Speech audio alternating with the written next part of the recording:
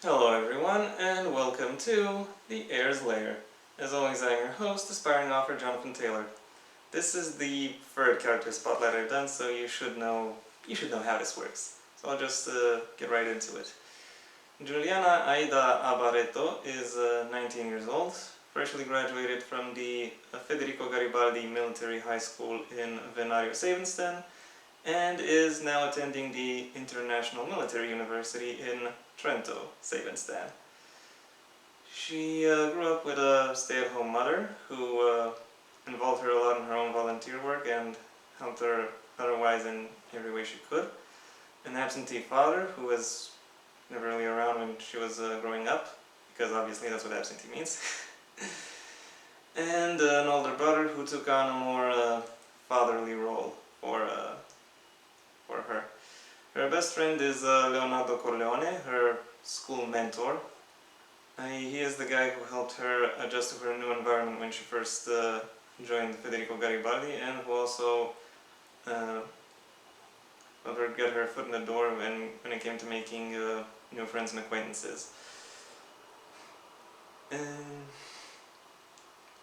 spite of some shortcomings, she was very much a happy child growing up.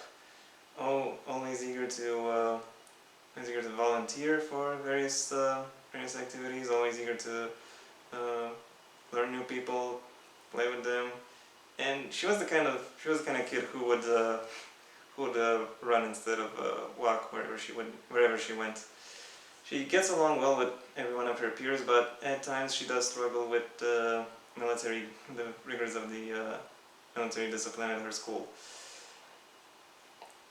She does get herself in trouble sometimes, but every time she does, she ends up learning something from her mistakes, and she manages, and her lessons don't change her more welcoming demeanor. She is she is very much a warm, enthusiastic, and compassionate person, always seeking to treat other people as close to fair as she can. Conversely, she does struggle with people who she finds behave in a way that she doesn't find good or acceptable. So certain people tend to bring uh, the worst out of her or upon her. So yeah, she's kind of susceptible to toxic people. What can I say? She can at times lose her temper and react recklessly. However, these instances have become fewer and far between as she has grown up. Her initial plans for what she would do after high school were to either join law enforcement or serve in the military as an NCO, that is non-commissioned officer, for those unfamiliar.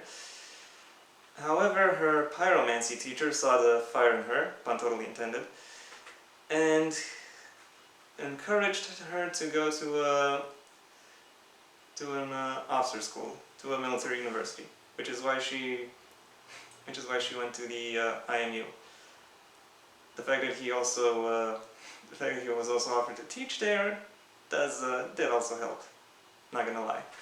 Which means yes, he will also be a character in the novel, but you'll get to that on your own terms.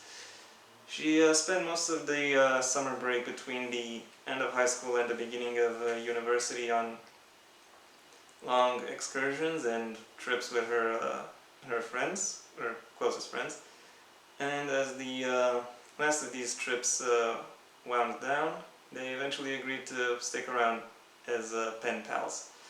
She wasn't really sad or distraught or otherwise disappointed no, when the series of trips was over. She was very much grateful for the friends she made, and she very much encouraged them to be the best versions of themselves.